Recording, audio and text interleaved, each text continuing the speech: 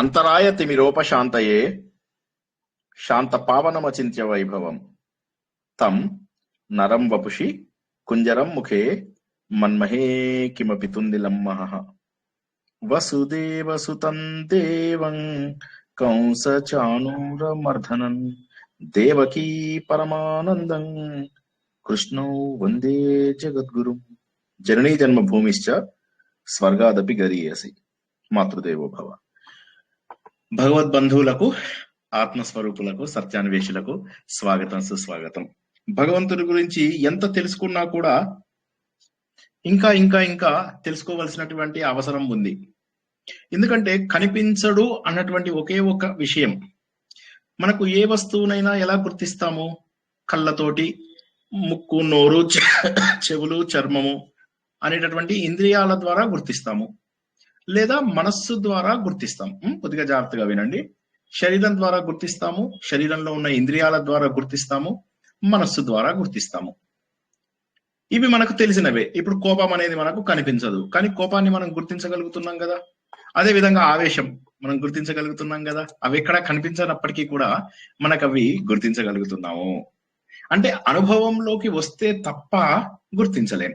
అయితే అనుభవంలోకి రావాలి అంటే అటువైపు వెళ్ళాల్సినటువంటి అవసరం ఉంది, ఆ మార్గంలో వెళ్ళవలసిన అవసరం ఉంది.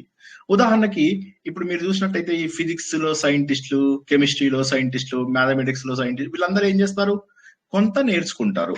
అప్పటి వరకు మనకు దొరికిన దాన్ని గుర్తిస్తారు.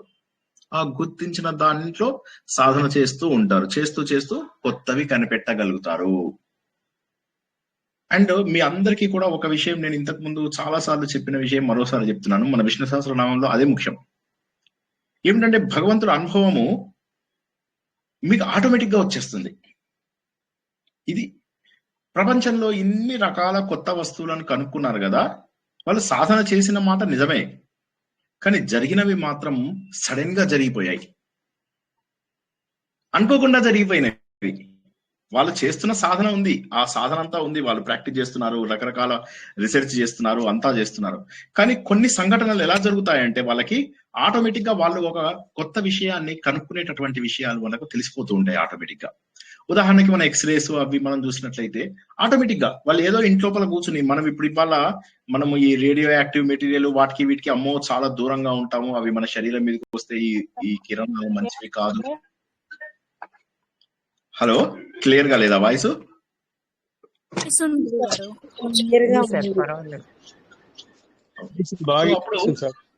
అప్పుడు ఏమవుతుందంటే వాళ్ళు ఆ కొత్తగా వాళ్ళ కిరణాలు అవి మనం ఎంతో భయపడుతుంటాం. వాళ్ళు ఇంట్లో వాళ్ళ పెట్టుకుని అవన్నీ కూడా తింటుండేవాళ్ళు, రకరకాల ఐటమ్స్ అవే చేతులతో వెళ్ళేసి తింటూ ఉండేవాళ్ళు. అండ్ ఇంకో విషయం చెప్తాను మీకు, గుర్తుంచుకోండి, వాళ్ళు పూర్ణాయుష్యుతో బతికారు. అంటే ఇక్కడ నేనేమంటానంటే మనం ఏం చదువుతున్నాము? విష్ణు సహస్రనామమా, ఆదిత్య హృదయమా, ఆత్మబోధన, ఇంకోట, ఇవన్నీ ఆలోచించకూడదు మనము. భగవంతుడి సంకల్పం ఏమిటి? ఒకడు బాగా జీవితంలో అన్ని దురలవాట్లు ఉంటాయి, వాడు జీవితం అంతా బతుకుతాడు. ఒకడికి ఏ దురలవాట్లు ఉండవు, వాడు జీవితం ఎక్కువ రోజులు కొనసాగించలేడు. దీని అందరికీ కూడా కారణం ఒకటి ఉంది, అదేంటంటే భగవంతుడి యొక్క సంకల్పం. భగవంతుడి సంకల్పం అన్నిటికంటే కూడా గొప్పది. అయితే దీనికి భగవంతుడికి సంకల్పం రావడానికి మానవ సంకల్పం చాలా ముఖ్యం. మళ్ళొకసారి చెప్తున్నా, మనము ఏది అనుకుంటామో ప్రకృతి మనకు అది అందిస్తుంది. ఈ విషయాన్ని దాదాపుగా మనము ఎవ్రీ 10 రోజులకు ఒకసారి తెలుసుకుంటూ ఉంటాం. అందుకే అందరినీ నేనేమంటూ ఉంటానంటే ఎప్పుడు ఆనందంగా ఉండడానికి ప్రయత్నం చేయండి.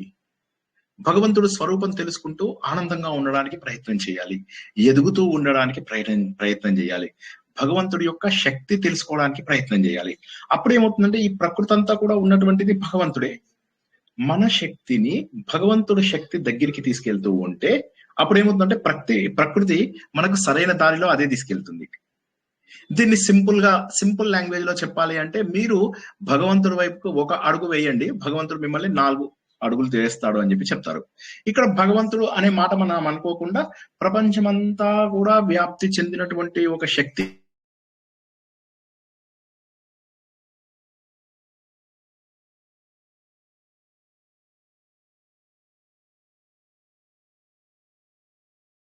స్టక్ అయింది సార్, వినపడట్లేదు.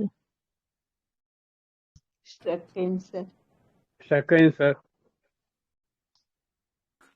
ఆయనకి వినపడదు మనం మాట్లాడితే. ఇప్పుడు మనం మాట్లాడింది సార్ వినపడదు.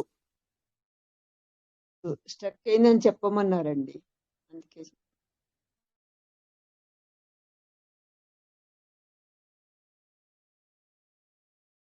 ఆగిపోయింది.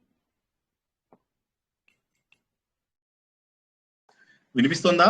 హలో, ఇప్పుడు వినిపిస్తుంది సార్. వినిపిస్తున్నారు.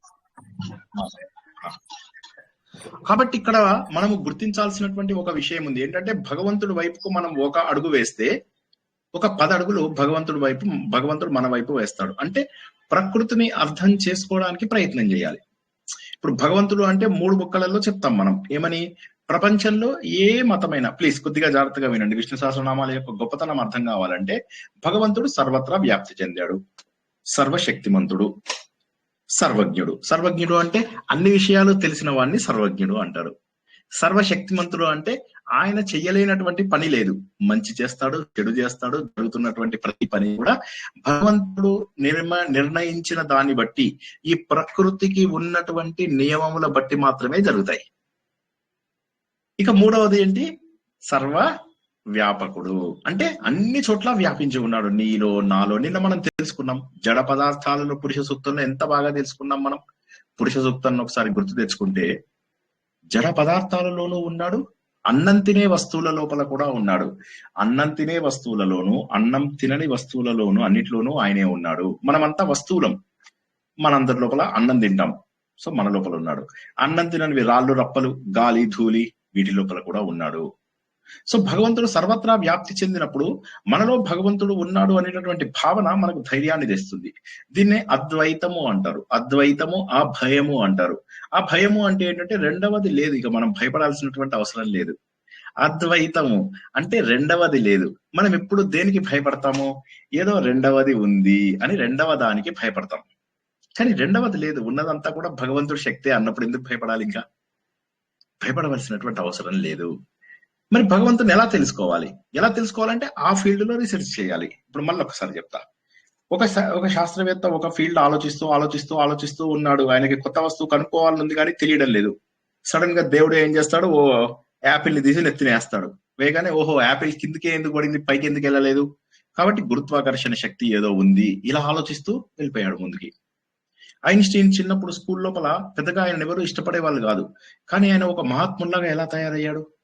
ఎందుకంటే ఒక ఫీల్డ్ లోపల తయారైతూ వెళ్తున్న వాళ్ళు. అలాగే కేవలము తండ్రి వెళ్తున్న మార్గంలో వెళ్తూ మహానుభావులు ఎంతో గొప్ప గొప్ప విషయాలను తెలుసుకున్న వాళ్ళు ఉన్నారు. వాళ్ళ నాన్నగారు ఏదో ఉన్నాడు, ఈయన ఒక జస్ట్ లైబ్రేరియన్, ఇంట్లో కూర్చుని వాళ్ళ నాన్న పుస్తకాలన్నీ చదువుతూ ఈయన అంటే ఇక్కడ మనం గుర్తించాల్సింది ఏంటంటే జ్ఞాన సముపార్జన. ప్లీజ్ కొద్దిగా గట్టిగా పట్టుకోండి. విష్ణు సహస్రనామం ఎందుకు చేస్తున్నాం? ఆత్మబోధ ఎందుకు చేస్తున్నాం? పురుష సూక్తం ఎందుకు నేర్చుకుంటున్నాం?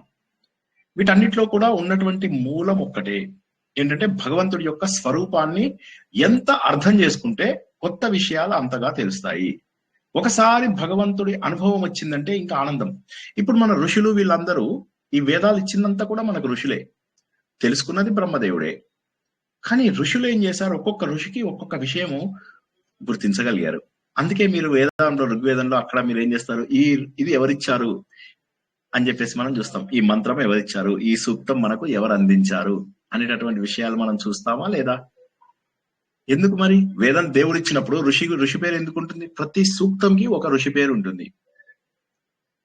ప్లీజ్ కొద్దిగా అర్థం చేసుకోవాలి. ఇది నేను ఆపుతాను, అర్థం కాని వాళ్ళు అడగండి. ఇది చాలా ముఖ్యమైనటువంటిది. విష్ణు సహస్రనామాలు ఎందుకు ఇంత మనం స్లోగా వెళ్లాల్సి వస్తుంది అంటే, ఇందులోనే మనం లీనం అయిపోతూ ఉంటే భగవంతుడికి సంబంధించినటువంటి గొప్ప అనుభూతులు మనకు వస్తాయి. ఇలాగ రీసెర్చ్ చేస్తూ వాళ్ళు అంటున్నారు, నేను చూశాను ఆ భగవంతుణ్ణి, ఆయన చైతన్యవంతంగా వేల కొలది సూర్యుల యొక్క కాంతి ఎంత ఉందో అంతగా ఉంది. ఆయన ఈ పాపములకు అతీతంగా ఉన్నాడు, ఈ అజ్ఞానమునకు అతీతంగా ఉన్నాడు. ఆ భగవంతుని తెలుసుకుంటే ఇక నేను తెలుసుకోవాల్సినటువంటిది ఏమీ లేదు. ఇటువంటి మాటలు మన ఋషులు చెప్పగలిగారు. మనం ఎవరిని నమ్మాలి? మన ఋషులని నమ్మి తీరాలి. ఇప్పుడు 100 ఏళ్ల కింద ఏం జరిగింది అంటే, మనకున్నటువంటి ఏవో పుస్తకాలు, ఎవరో రాసిన పుస్తకాలు చూస్తాం. ఆ పుస్తకాలు కొంతమంది బయాస్ కూడా ఇచ్చిండొచ్చు. కానీ ఒకసారి కనుక ఆలోచించినట్లయితే మన గ్రంథంలో వేదం నేను రాసానని ఒక్కరైనా చెప్పారా? చెప్పలేదు. ఇవన్నీ భగవంతుడివే. మేము కేవలం దర్శించామంతే. మేము ద్రష్టలము అంటాము, స్రష్ట కాదు. స్రష్ట అంటే సృష్టించిన వాడు, ద్రష్ట అంటే దర్శించిన వాడు. మన వాళ్ళందరూ దర్శించాలి ఇవి. సో ఆ వేదాలు దర్శించినవన్నీ కూడా వాళ్ళ వాళ్ళ శిష్యులకు వెళ్ళిపోతూ వెళ్ళిపోతూ అలా మనందరికీ అందాయి. పురాణాలు మళ్ళీ రాశారు, స్మృతులు రాశారు, దర్శనాలు రాశారు, కానీ రాయనివేంటి వేదాలు. సో కాబట్టి మనం ఇక్కడ గుర్తించాల్సింది ఏంటంటే మహోన్నతమైనటువంటి జ్ఞానం భగవంతుడిదే అయినా ఎవరో ఒకరు దర్శించాలి. ఇంకో కొద్దిగా కాంప్లికేట్ చేయడానికి ట్రై చేస్తాను నేను. పురుష సూక్తంలో మనం మొన్నటి వరకు తెలుసుకున్న విషయం ఏదైతే ఉందో అది కొంతవరకు మాత్రమే. ఆ తర్వాత దర్శనం స్టార్ట్ అవుతుంది. మానసిక యజ్ఞం చేస్తారు దేవతలంతా. మానసిక యజ్ఞం చేస్తే అప్పుడు భగవంతుడు చేసిన సృష్టి మొత్తం వల్ల కనిపిస్తుంది. ప్లీజ్ ప్లీజ్ కొద్దిగా జాగ్రత్తగా వినండి. ఇక్కడ చాలా ముఖ్యమైన విషయాలు తెలుసుకుంటున్నాం. Focus important. విష్ణు సహస్రనామాలలో లలిత సహస్రనామం లాగా కాంప్లికేట్ కాదు, కానీ విష్ణు సహస్రనామంలో గొప్ప తత్వం ఉంది. లలిత సహస్రనామాలు చెప్పడానికి నేను అవస్థపడ్డాను, వినడానికి మీరు అవస్థపడ్డారు. మొత్తం మీద 54 వారాలు చెప్పుకున్నాం. ఇంకా కూడా మీకు కొన్ని డౌట్స్ ఉన్నాయి, నాకు చాలా డౌట్స్ ఉన్నాయి. కానీ విష్ణు సహస్రనామంలో డౌట్ వచ్చే ఛాన్సే లేదు. చాలా అద్భుతంగా అందించారు భీష్మ పితామహుడు మనకు. చాలా సులభమైనటువంటివి అందించారు. ఇది అర్థం చేసుకుంటే భగవంతుని అర్థం చేసుకోవడం చాలా సులభం. 1000 నామాలు అంటే అనంతమైన నామాలు. అనంతమైన నామాలలో ఆయన లక్షణాలను చెబుతూ ఉంటే ఆ లక్షణాలని మనం రివైజ్ చేసుకుంటూ ఉంటే it is nothing but a research. All of you are research scholars. మీరందరూ స్కాలర్స్. సార్ చిన్నప్పుడు మేము స్కూల్కి వెళ్ళలేదు సార్, తొందరగా పెళ్లి చేయమని గోల చేసి పెళ్లి చేసుకున్నాం. అది కరెక్టే, అది నేను ఒప్పుకుంటా, అది కాదనను.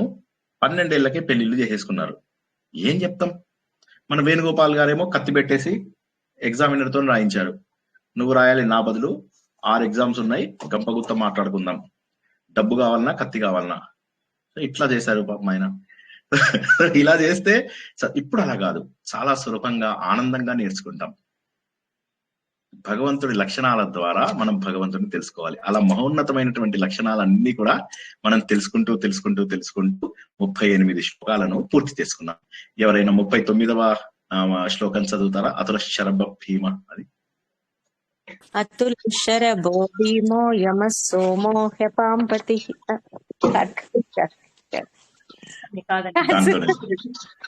సహస్ర శీర్షాలోకి వెళ్ళిపోయారు. చదవండి, మంచిగా చదవండి. అతుల శరభో భీమో సమయజ్ఞో హవిర్హరిః సర్వలక్షణ లక్షణ్యో లక్ష్మీవాన్ సమితింజయః. ఎంత బ్యూటిఫుల్ అంటే ఇవాళ నేను చెప్పినవన్నీ కూడా ఈ శ్లోకంలోవే చెప్పాను, డైరెక్ట్లీ ఆర్ ఇండైరెక్ట్లీ. భగవంతుడికి సాటి లేనిది ఏది లేదు, సాటి అయినటువంటిది ఏది లేదు. భగవంతుడు సాటి లేనివాడు, ఎదురులేని మునగాడు, అతనికి అతనే సాటి. ఇవన్నీ మనం ఏవైతే చెప్పుకుంటామో ఆ లక్షణాలన్నీ ఉన్నటువంటి వాడు. భగవంతుడి లక్షణాలని మన జీవితాంతం సాధన చేస్తే దగ్గరగా వెళ్ళగలుగుతాం మనం, కానీ పూర్తిగా ఆ స్థాయికి వెళ్ళడం కష్టం. దీన్నే మనం నిన్న ఇంకా కాస్త విపులంగా తెలుసుకున్నాం. మళ్ళొకసారి ఇంకా కాస్త మీకు ఓపెన్, చాలా క్లియర్ పొరలుగా మీకు అర్థం కావాలి, విడదీసి అర్థం చేయించాలి. భగవంతుడిని అర్థం చేసుకోవడం కోసం మనం ఏమనుకుంటాం? భగవంతుడి యొక్క లక్షణాన్ని తెలుసుకుంటాం. ఉదాహరణకి ఒక చిన్న విత్తనం ఉంది. ఆ విత్తనం నుంచి ఒక చెట్టు ఎలా వచ్చింది ఒక్కసారి ఆలోచించండి. చిన్న విత్తనం, కానీ ఆ విత్తనంలో ఆ చెట్టు యొక్క అన్ని లక్షణాలు ఎలా ఉన్నాయి? అప్పటి వరకు అవ్యక్తం కానటువంటి లక్షణాలన్నీ కూడా ఆ చెట్టులోంచి ఎలా వచ్చాయి? తండ్రి యొక్క బీజంలోంచి తల్లి యొక్క క్షేత్రం లోపల ఒక పెరిగినటువంటి వ్యక్తి పూర్వజన్మ పాపములు, పూర్వజన్మ పుణ్యాలు ఇవన్నీ తీసుకుని ఎలా వస్తున్నాడు? పూర్వజన్మ వాసనలు ఇవన్నీ తీసుకుని ఎలా వస్తున్నాడు? ఆశ్చర్యం అనిపిస్తూ ఉంటుంది. ఇది మామూలు విషయం కాదు. కాబట్టి ఇవన్నీ చేయించేటటువంటి భగవంతుడు ఎవరైతే ఉంటాడో ఆయనని మీరు ఎలా చూసుకున్నా కూడా ఆయనకు సమానమైన వాడు లేడు. అతులహ, తుల అంటే త్రాసు, తుల్యం. శ్రీరామ రామ రామేతి రమే రామే మనోరమే సహస్రనామ తత్ తుల్యం తత్. తుల్యం అతుల, తుల అంటే ఈక్వల్, తుల అంటే సమానమైనటువంటి, అతుల అంటే తులముగా అన్నటువంటిది. ఇది మనకు నార్త్ ఇండియాలో చాలా మంది పేరు పెట్టుకుంటారు. సౌత్ ఇండియాలో నేను అతుల్ అని చెప్పి పెట్టుకుంటాను. మా బాస్ పేరు అతుల్ కపూర్ చాలా అద్భుతమైనటువంటి తెలివితేటలు ఉన్నాయి ఆయనకి. నిజంగా ఆయన పేరుకు తగ్గటువంటి వాడు. ఇక్కడ అతులహ అంటే ఏంటంటే సమానమైనటువంటి వాడు. దేంట్లో సమానమైనటువంటి వాడు లేడు. ఒకసారి ఆలోచిద్దాం. భగవంతుడు అనేటప్పుడు మనకు ఎన్నో లక్షణాలు మనం తెలుసుకున్నాం. 6 లక్షణాలు ముఖ్యమైనటువంటివని తెలుసుకున్నాం. ఆ లక్షణాలు ఏవి కూడా మనకు సమానం ఉండదు. ఆయనకున్నటువంటి ఐశ్వర్యం గాని, ఆయనకున్నటువంటి కీర్తి గాని, ఆయనకున్నటువంటి పరాక్రమం గాని, ఆయనకున్నటువంటి జ్ఞానము, వైరాగ్యము, ఇవేవి భగవంతుల్లో కూడా జ్ఞానము, వైరాగ్యం ఉంటాయి అని చెప్పి భగవంతుడి యొక్క 6 లక్షణాలను తెలుసుకున్నప్పుడు మనం తెలుసుకున్నాం. సో కాబట్టి ఈ లక్షణాలు వేటి లోపల కూడా అంటే శక్తి పరంగా కానీ, క్యారెక్టర్ పరంగా గాని భగవంతుడికి సమానమైనటువంటి వాడు ఈ ప్రపంచంలో లేడు. అయితే మనం అక్కడికి చేరుకుంటామా? మనం అక్కడికి చేరుకుంటాం.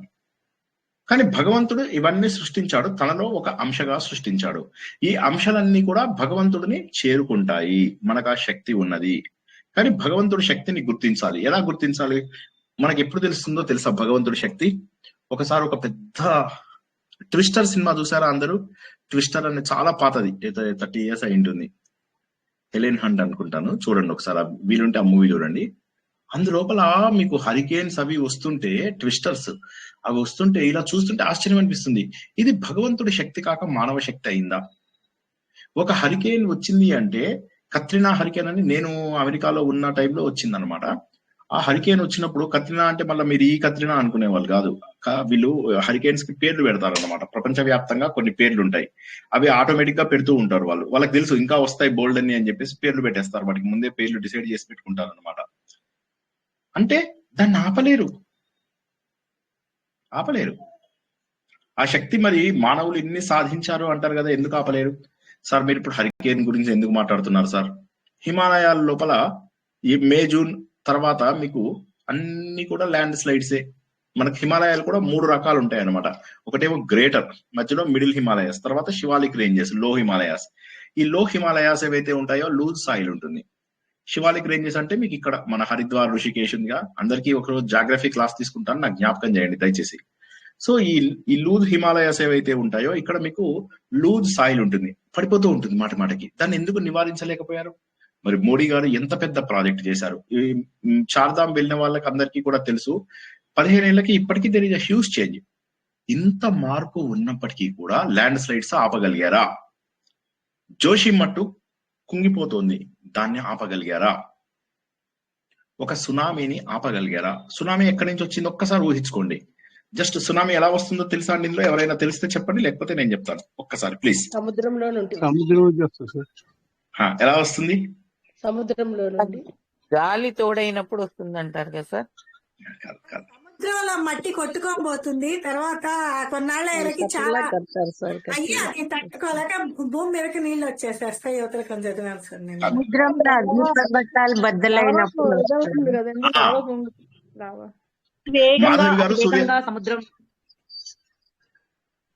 మాధవి గారు సూర్యశ్రీ గారు ఒకటి తర్వాత ఒకటి చెప్పండి.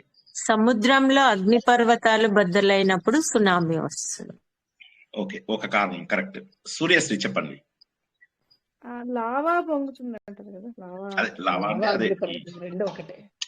సముద్రం ఎంత పెద్దదంటే మన భూమి కంటే పెద్దది. ఆ విషయం అందరికీ తెలుసా లేదా? భూమి పెద్దదా సముద్రం? నీళ్లు పెద్దదా భూమి పెద్దదా? భూమి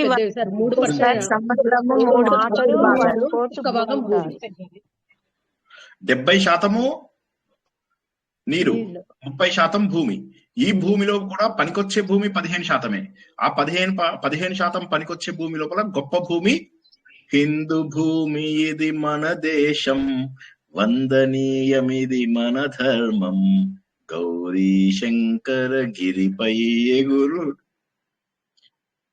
గురువగు అరుణ ధ్వజం, గురువగు అరుణ ధ్వజం. ఈ ఒక్క భూమే భగవంతుడిది. ఎంత అదృష్టవంతులు! మీరు తెలుసుకోకపోవడం ఎంత దురదృష్టకరం. ఒకసారి ఆలోచించండి. మనం ఎంత అదృష్టవంతులం ఒక్కసారి ఆలోచించండి.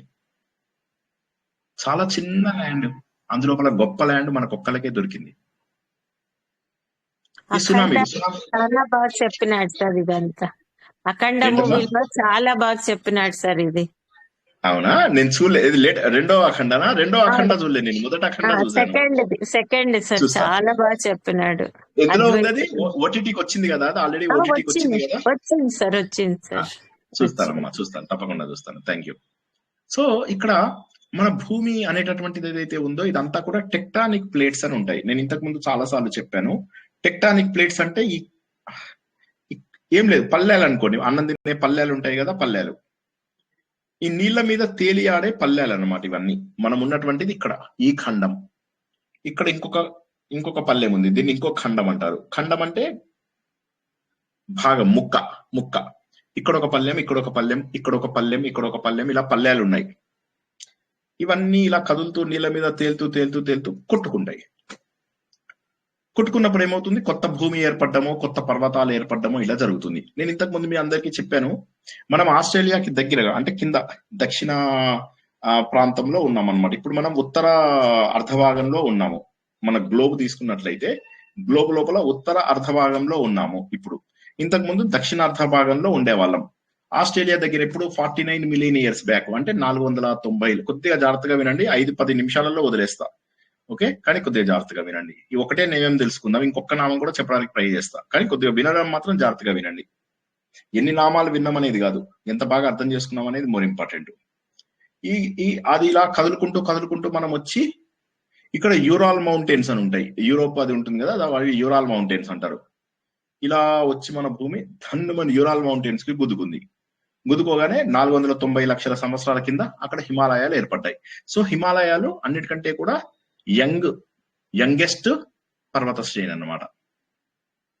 సో ఈ విధంగా టెక్టానిక్ మూమెంట్స్ ఎలా అయితే మనకు బయట కనిపిస్తున్నాయో ఇదే విధంగా సముద్రం అడుగున కూడా ఉంటాయి. మన భూమి అనేటటువంటిది కాదు 6 లేయర్స్ ఉంటుంది మన భూమి. ఆ 6 లేయర్స్ లోపల కింద ఉన్నటువంటి టెక్టానిక్ ప్లేట్స్ ఇలా కదులుతూ నీళ్ళ లోపల ఇలా వచ్చి కొట్టుకుంటాయి. కొట్టుకున్నప్పుడు ఏమైంది, ఇది ఇలా వచ్చి కొట్టినప్పుడు ఇలా పక్కకి జరిగి ఇలా ముందుకు వస్తుంది. రాగానే ఇక్కడ ఉన్నటువంటి నీళ్ళంతటినీ ఎంత వేగంగా మూవ్ చేస్తుంది అయ్యా అంటే, అక్కడ ఉన్న నీళ్లు 40 మీటర్ల ఎత్తు. 40 మీటర్ల ఎత్తు అంటే ఎన్ని అపార్ట్మెంట్స్ కావాలి, ఎంత పెద్ద అపార్ట్మెంట్. మనం 2 మీటర్లు కూడా ఉంటాం, మన హైట్ 1.5 మీటర్ ఉంటుంది మన హైట్. 1.7, 1.6, 1.8 ఉంటారు మనమంతా కూడా. కానీ అలాంటిది జస్ట్ ఇమాజిన్ చేసుకోండి, 40 మీటర్ల 50 మీటర్ల ఎత్తు లోపల నీరు అతి వేగంగా రావడం. ఇక రెండవది అగ్నిపర్వతం. సముద్రం లోపల మన పైన ఎన్నున్నాయో లోపల అంతకంటే ఎక్కువ పర్వతాలు ఉన్నాయి, అంతకంటే ఎక్కువ అడవులు ఉన్నాయి. ఆ విషయం తెలుసా? సముద్రంలో అడవులు ఉన్నాయన్న విషయం తెలుసా? ఒక పని చేయండి, నేను సీరియస్ గా చెప్తున్నాను, ఒకరోజు ఒక జాగ్రఫీ క్లాస్ పెట్టించుకోండి, ఓకేనా? మంచిగా జాగ్రఫీ మొత్తం, ఇండియన్ జాగ్రఫీ కాదు వరల్డ్ జాగ్రఫీ మొత్తం ఒకసారి ఎక్స్ప్లెయిన్ చేస్తాను.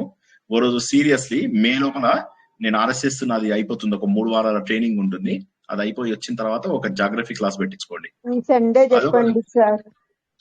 ఇప్పుడు కాదండి, ఇప్పుడు కొద్దిగా లేదండి. ఇప్పుడు ఈ 15 రోజులు నాకు ఎలా ఉందో నేను చెప్పలేను అసలు. మా RSS ప్రోగ్రామ్స్ ఇవి, ఇదైన తర్వాత మళ్ళీ నెక్స్ట్ మార్చ్ లోపల ప్రోగ్రామ్స్, మళ్ళీ ఏప్రిల్లో ప్రోగ్రామ్స్, ఇది కాక ఏప్రిల్లో నా ఆఫీస్ ఆడిట్, మే లోపల నా RSS ట్రైనింగ్, అది అయిపోయాక జూన్ నుంచి కాస్త టైం దొరుకుతుంది. అప్పటికి తప్పకుండా నేను కావాలంటే జాబ్ మానేసైనా సరే మీకు కొన్నాళ్ళు చెప్తాను ముందు జాగ్రఫీ. అయితే ఇది లోపల ఉన్నటువంటివి ఏవైతే ఉంటాయో, లోపల పర్వతాలు ఉంటాయి, అడవులు ఉంటాయి, లోపల కోట్ల కొద్ది జీవరాశులు. మనం బయట చూస్తున్నవి నథింగ్ అసలు.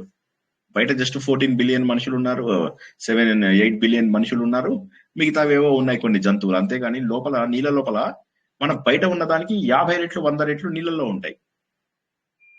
సో నీళ్ళల్లోనే ఎక్కువ జీవం ఉంది. సో అటువంటి నీళ్ళల్లో కూడా మళ్ళీ మనకు అన్నిటికంటే ఎత్తు 8,848 మీటర్లు మన ఈ ఎవరెస్ట్ శిఖరం.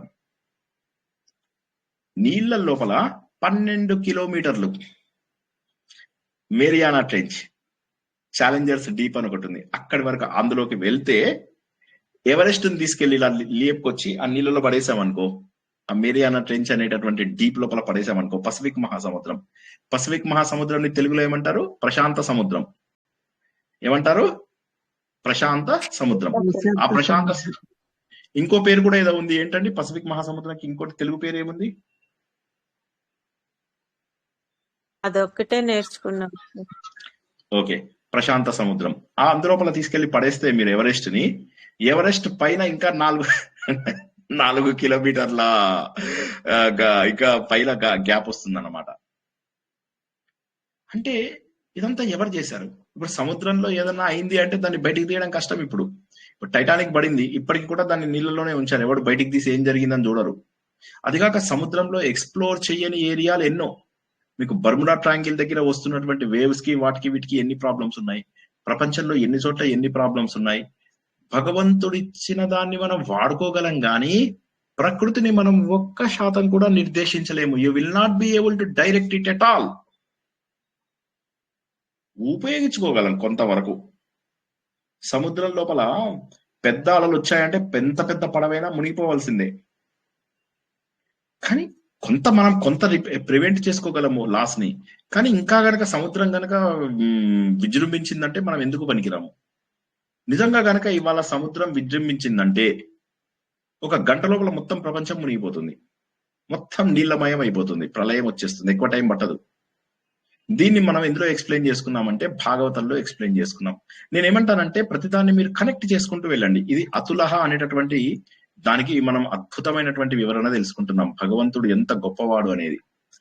మీరు ఒక్కసారి భాగవతం చూసుకున్నట్లయితే ఆయన ఏం చేస్తాడు, ఆ పిల్లవాడు ఆయన వైవస్వతుడు ముందు పేరు ఏంటండి?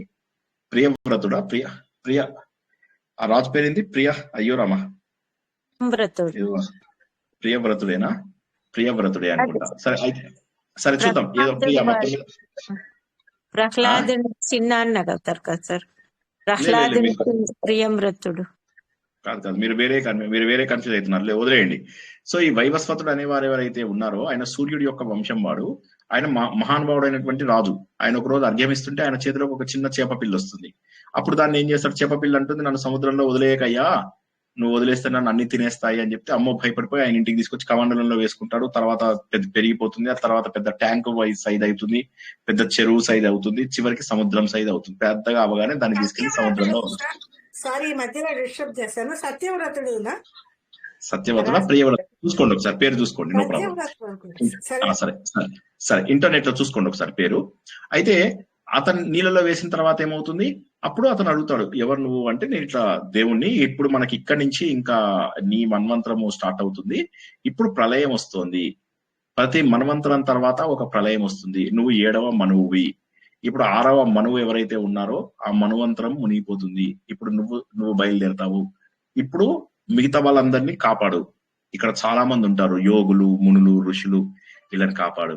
తర్వాత ఇవి ఉంటాయి కదా విత్తనాలను కాపాడు, మినరల్స్ అండ్ విటమిన్స్ ఉంటాయి కదా, వాటన్నిటిని కాపాడు. ఇవన్నీ నీకు 1 వీక్ టైం ఇస్తున్నాను, 1 వీక్ లోపల వీళ్ళందరినీ కలెక్ట్ చేయి, అలాగే ఈ విషయాలన్నీ కూడా కలెక్ట్ చేయి.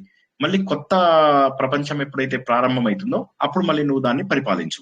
మనువు అంటే ఎవరంటే మన అందరికి లీడర్ ని మనువు అంటారు, మ్యాన్ అంటాం, ఇంగ్లీష్ లోపల మ్యాన్ అంటాం కదా, దాన్ని తెలుగు లోపల మనువు అంటాం అన్నమాట. ఆ మనువు అనేటతను ఇప్పుడు మనకు ఉన్నటువంటి ఆయన పేరు, మన హెడ్, ఆయన పేరు వైవస్వతుడు అన్నమాట. ఆ వైవస్వతుడికి అప్పుడు చెప్తాడు భగవంతుడు, చెప్తే అప్పుడు ఆయన సరే అంటాడు, అన్ని తీసుకొస్తాడు, పడవెక్కిస్తాడు. ఎక్కిస్తే భయపడతాడు ఆయన.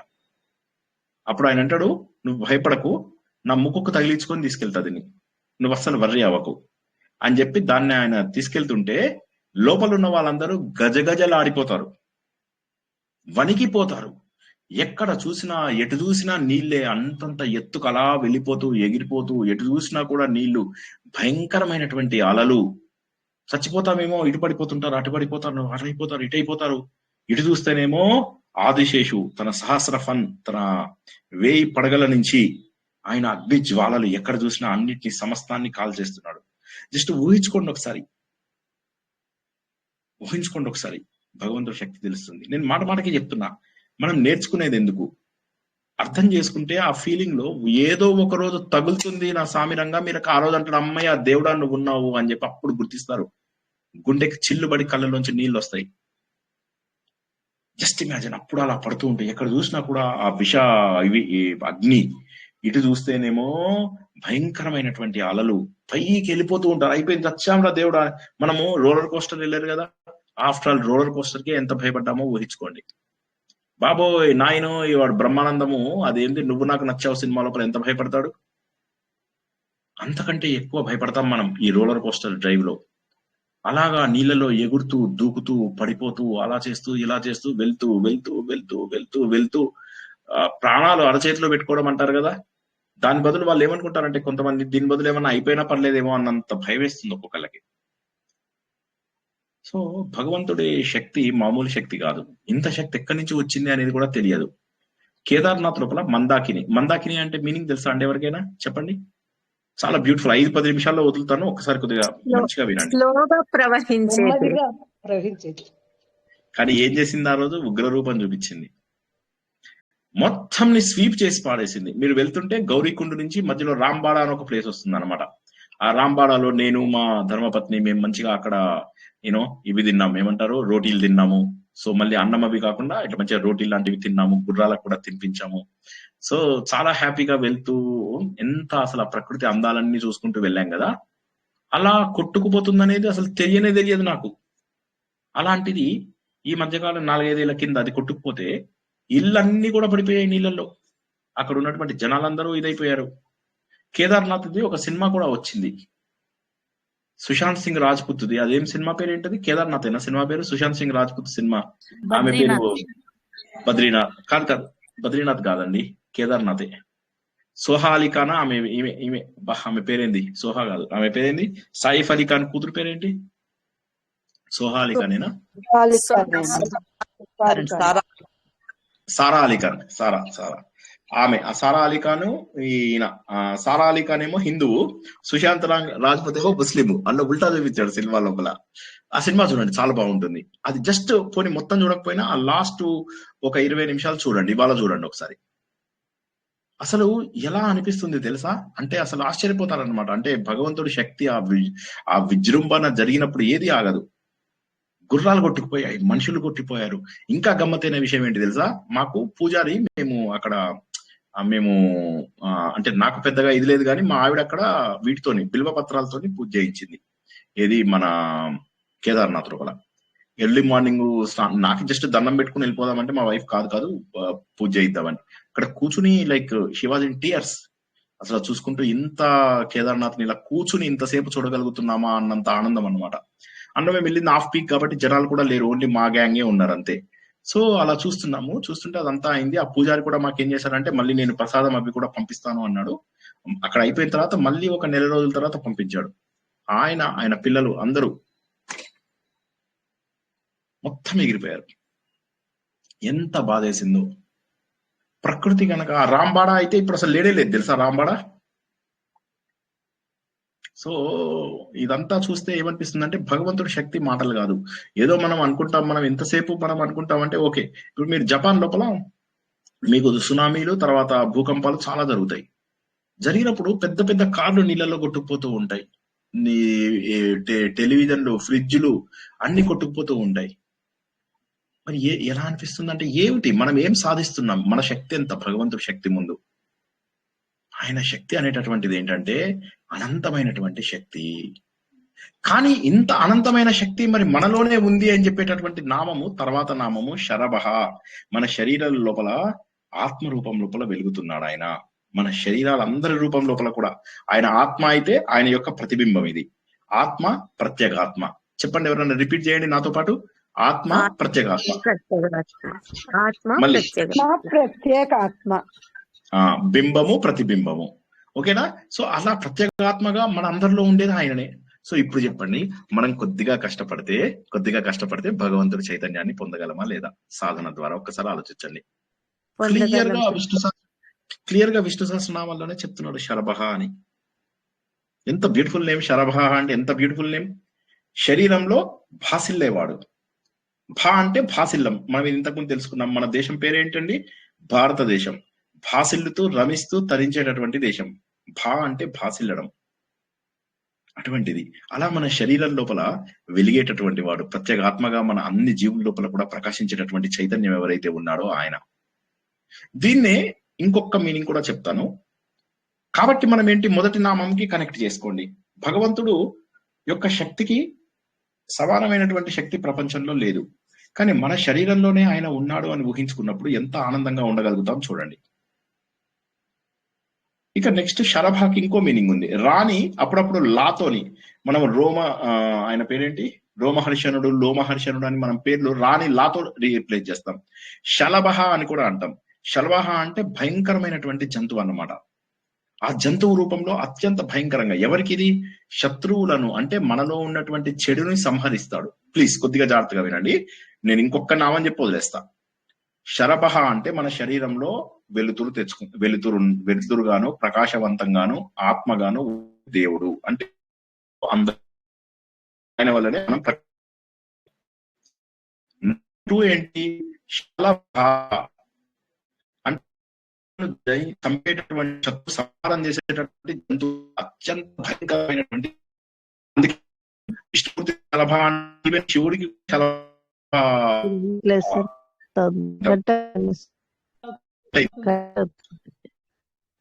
కట్ అవుతుంది.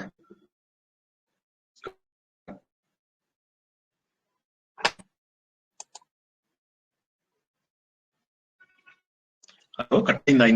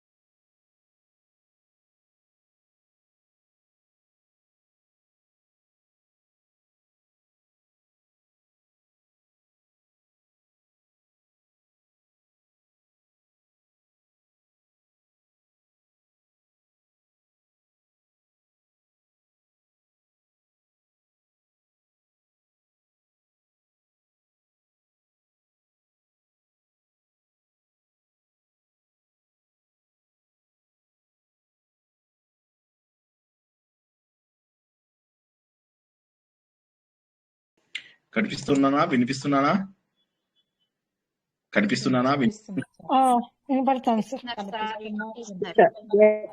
శరీరంలో ఆ భగవంతుడు ఎవరైతే ఉన్నాడో ఆయన శత్రువులను జయించేవాడు. శత్రువులను జయిస్తే ఇప్పుడు మనకు వచ్చే లాభం ఏమిటండి? ఎవరైనా చెప్పండి, శత్రువులను జయిస్తే లాభం ఏమిటి? రక్షణగా మనం హాయిగా ఉంటాం, మనం ప్రశాంతంగా ఉండొచ్చు. అంటే మన శత్రువులందరూ చచ్చిపోవాలా? వేరే వాళ్ళలో కూడా దేవుడు ఉన్నాడు, మరి వాళ్ళందరూ చచ్చిపోవాలా? శత్రువులు అంటే ఆరు శత్రువులు, ఇంద్రియాలు కదా మీరు చెప్పే శత్రువులు. మనలో ఉన్నటువంటి చెడు లక్షణాలు, మనలో ఉన్నటువంటి చెడు ఆలోచనలు, ఇవన్నీ పోగొడతాడు భగవంతుడు. మనలో ఉన్నప్పుడే మనము మన చెడు లక్షణాలని పోగొట్టుకోవాలి. ఎంత బ్యూటిఫుల్ అర్థమో చూసుకోండి. భగవంతుడు మనలో ఉన్నప్పుడే ఆయన శక్తిని ఆసరాగా చేసుకుని మనలో ఉన్నటువంటి చెడును పోగొట్టుకోవాలి అనేదే శలభ శరభ అనేటటువంటి రెండింటిది యొక్క మీనింగ్. ఓకేనా? క్లియర్ గా అర్థమైందా? హలో, వినిపించిందా? శలభ అంటే మన లోపల శత్రువులను పోగొట్టాడు అంటే ఏంటి? మనం పవిత్రులమైతాము. ఎప్పుడైతే మనము పవిత్రులమైతామో అప్పుడు మనము భగవంతుడి యొక్క స్వరూపులం అవుతాము. మళ్ళీ చెప్తాను ఒకసారి. మనం చేసే పూజలు, పునస్కారాలు, నోములు, వ్రతాలు అన్ని కూడా ఎందుకు చేస్తాము? మనని మనము శుద్ధి చేసుకోవడం కోసమై చేస్తాము. మనలో ఉన్న చెడు లక్షణాలన్నీ కూడా ఈ పూజల ద్వారా, పునస్కారాల ద్వారా, పారాయణల ద్వారా, నోముల ద్వారా, వీటన్నిటి ద్వారా పోవాలి. అయితే మనకు పోవడం లేదు, అది వేరే సంగతి. మనం హంగు ఆర్భాటంతో చేస్తున్నాం కాబట్టి పోవడం లేదు. కానీ ప్రశాంత చిత్తులై చేస్తే మనకు చిత్తశుద్ధి కలగడం ఖాయం. కలిగినప్పుడు ఏమవుతుంది? అప్పుడు మనలోని కామ, క్రోధ, లోభ, మోహ, మద, మాత్సర్యాలు అనేటటువంటి శత్రువులను జయించినట్లయితే శత్రువుల అవతల వాళ్ళలో లేరు లేరు లేరు లేరు. నేను మళ్ళీ చెప్తాను మీకు, మీరు అవతల వాళ్ళని ఎవరిని ద్వేషించద్దు. మన గురించి చెడు చెప్పినా సరే అవతల వాళ్ళని ద్వేషించవద్దు. మనం ఏం చేయాలి? అవతల వాళ్ళని ద్వేషించకుండా మనలో ఉన్న అంతర్గతంగా ఉన్నటువంటి ఆ శత్రువులని ముందు మనం దూరం చేసుకోవాలి. మనలో ఉన్న శత్రువులను దూరం చేసుకోవడమే మన జీవిత లక్ష్యము. మనలో ఉన్న శత్రువులను ఎప్పుడైతే మనం దూరం చేసుకుంటామో అప్పుడు మనం వెలిగిపోతాము. భగవంతుడికి మనకు పెద్ద తేడా ఉండదు. పవిత్ర హృదయులమై ఉంటాము. అంటే ఇక్కడ ఏమైతుందంటే మనము పవిత్ర హృదయులం అయితే తప్ప భగవంతుడికి సమానంగా కాము. సిన్సియర్ గా ఉంటే తప్ప భగవంతుడికి సమానం కాము. మంచి లక్షణాలను పెంచుకుంటే తప్ప భగవంతుడికి సమానము కాము. భగవంతుడికి సమానము అంటే శరభ. శరభహ కావాలి అంటే శలభహ అనేటట్టుగా మన శత్రువులను లోపల జయించుకోవాలి. శలభహ అని మన శత్రువులను జయించుకుని శరభహ అనేటటువంటి భగవంతుడుగా మారిపోవాలి. అర్థమైందా? ఇంకొకసారి చెప్పమంటే చెప్తాను. ఇది ఆపుకుంటాం ఇవాళ ఇక్కడ. సార్, భగవంతుడు మనలో ఉన్నప్పుడే ఆ చెడు గుణాలని పోగొట్టుకోవాలి అంటే ఆయన వెళ్ళిపోతే మనం ఇంకా బతుకే లేదు కదా సార్, చనిపోతాం కదా సార్. మనలో ఉన్న భగవంతుడు వెళ్ళిపోతే మనం చనిపోయినట్టే లెక్క కదా సార్. ఇంకప్పుడు ఏం చేసే కూడా ఏమి లేదు కదా సార్. ఏమీ లేదు. కాబట్టి ఈ శరీరం ఉన్నప్పుడు, ఈ శరీరంలో భగవంతుడు ఉన్నప్పుడే మనం సాధన చేసుకోవాలి. అందుకే ఏమంటారు, శరీర మాధ్యమం ఖలు ధర్మ సాధనం. ఈ శరీరం అనేటటువంటిది ఏదైతే ఉందో, ఈ శరీరంలో భగవంతుడు ఉన్నప్పుడు మాత్రమే నువ్వు సాధన చేసుకోగలవు. ఈ శరీరం లేనప్పుడు నువ్వు ఒక కారణ శరీరంగా చిన్న విత్తనంగా మారిపోయినప్పుడు ఏమి చేసుకోలేవు. కాబట్టి ఇప్పుడు మన హృదయంలో ఎవరైతే ఆత్మగా వెలుగుతూ ఉన్నాడో ఆయన ఉన్నప్పుడే ఈ శరీరం ద్వారా మనము మంచి పనులు చేస్తూ మనని మనము శుద్ధి చేసుకుంటూ ఉంటే, ఒకసారి క్లీన్ చేసుకున్నాము అంటే అయిపోయిందిగా. మనని మనం ఒకసారి క్లీన్ చేసుకున్నామంటే అయిపోయింది.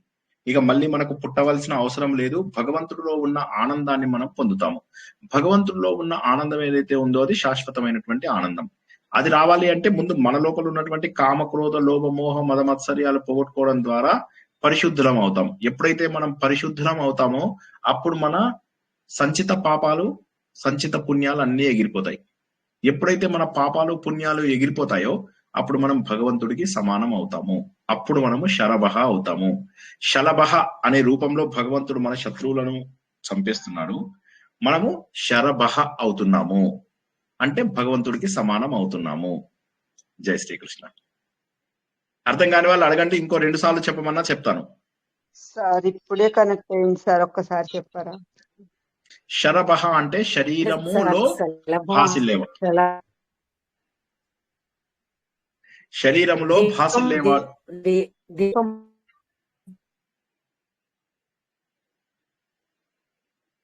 నేను మాట్లాడినా?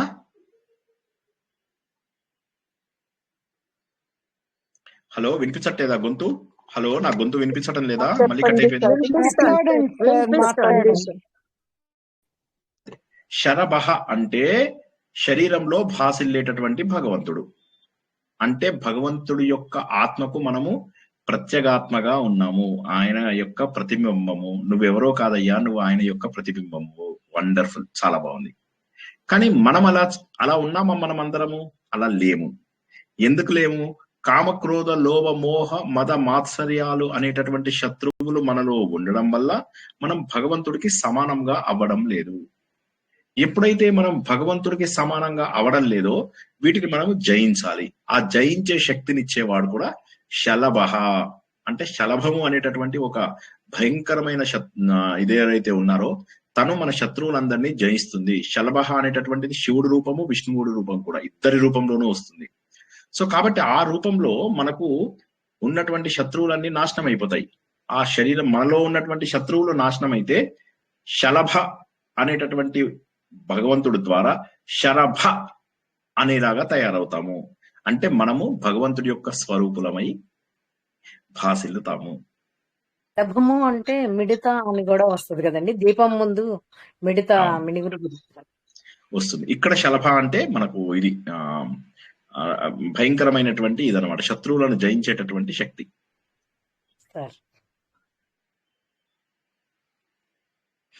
ఆత్మసుఖము వీడి నీ ఆట కొరకు పాత్ర పోషణ చేసి సూత్రధారి విశ్రమించద నీ పాదం ఆశ్రయించి పరమ కరుణాంతరంగా శ్రీ పాండురంగ.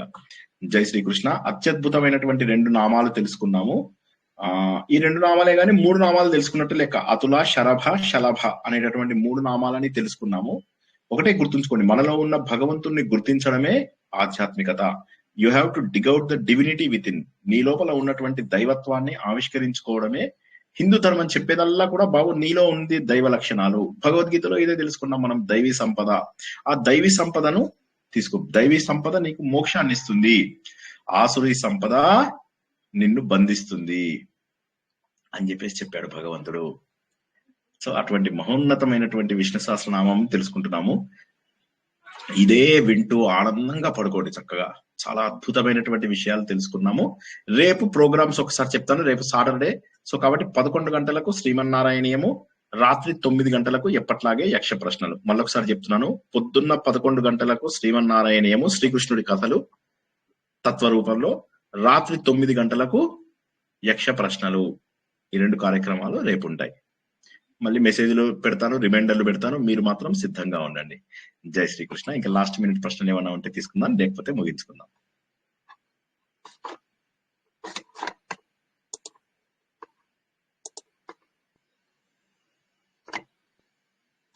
వండర్ఫుల్, చాలా సంతోషంగా ఉంది. మంచి పాయింట్స్ తెలుసుకున్నాము. నేను అందుకే అంటున్నాను, విష్ణు సహస్రనామం మన అదృష్టము. లక్కీగా సులభంగా కూడా ఉంది. మీకు లలిత సహస్రనామం లాగా చాలా డీప్ గా చెప్పాల్సిన అవసరం లేకుండా, అంటే ఇది కూడా చాలా డీప్ గానే చెప్పుకుంటున్నాము, బట్ స్టిల్ లలిత సహస్రనామంలో ఉన్నంత యోగినులు, శ్రీచక్రాలు, ఇవన్నీ మనం అంత డీప్ గా వెళ్ళిపోవక్కర్లేదు. శరీరంలో ఉన్నటువంటి రకరకాల దేవతలు, ఇందులో కూడా వీలైనప్పుడు చెప్పుకుంటున్నాం. మనం సప్తవాహముల గురించి ఒక్కరోజు ఒక నామమే చెప్పుకున్నాం. తర్వాత అనుకూల అనే దానికో మనం దేనికో శతావర్తకు అనుకూల అనుకుంటా ఒక వారం మొత్తం చెప్పుకున్నాం. ఒకసారి కొన్ని నామాలు ఎలా ఉంటాయంటే అద్భుతమైన నామాలు, అవి మొత్తం చెప్పుకోవాల్సినటువంటి అవసరం ఉంటుంది. అందుకే ఎక్కువ సార్లు వింటే ఎక్కువ. ఏముంది, నేను చెప్తాను ఒక ప్రవచనం, 24 hours మీకు మళ్ళీ టైం ఉంటుంది అది వినడానికి. ఒకసారి వినండి, రెండోసారి రాసుకోండి, ఖతం, అయిపోయాయి. ఫాస్ట్ 1.5 లో పెట్టుకోండి, ఎంతసేపు పడుతుంది, చాలా ఫాస్ట్ గా వినొచ్చు. జై శ్రీకృష్ణ. మరోసారి మీ అందరికీ కృతజ్ఞత తెలియజేస్తున్నాను. రేపు ఉదయం 11 గంటలకి శ్రీమన్నారాయణీయము కేవలం 30 minutes ఉంటుంది. ఎప్పట్లాగా 30 to 40 minutes ఉంటుంది శ్రీమన్నారాయణీయము. తర్వాత రాత్రి 9 గంటలకు ఎప్పట్లాగే సంపూర్ణ మహాభారతంలో యక్ష ప్రశ్నలు. సో రేపు 2 ప్రవచనాలు, ఒకటి 11 గంటలకి, ఒకటి 9 గంటలకు. అందరికీ కూడా శుభం కలగాలని ఆశిస్తూ, అందరూ ఆలోచన ద్వారా భగవంతుడికి అర్థం చేసుకుంటారని, ఆయనకు దగ్గర అవుతారని ఆశిస్తూ ఈ రోజు ప్రవచనాన్ని ముగించుకుందాం. పునర్దర్శనం రేపు ఉదయం 11 గంటలకు శ్రీమన్నారాయణీయం ప్రవచనం ద్వారా. అంతవరకు కూడా శుభం భూయాత్, శుభరాత్రి. జై శ్రీకృష్ణ. జై శ్రీకృష్ణ సార్.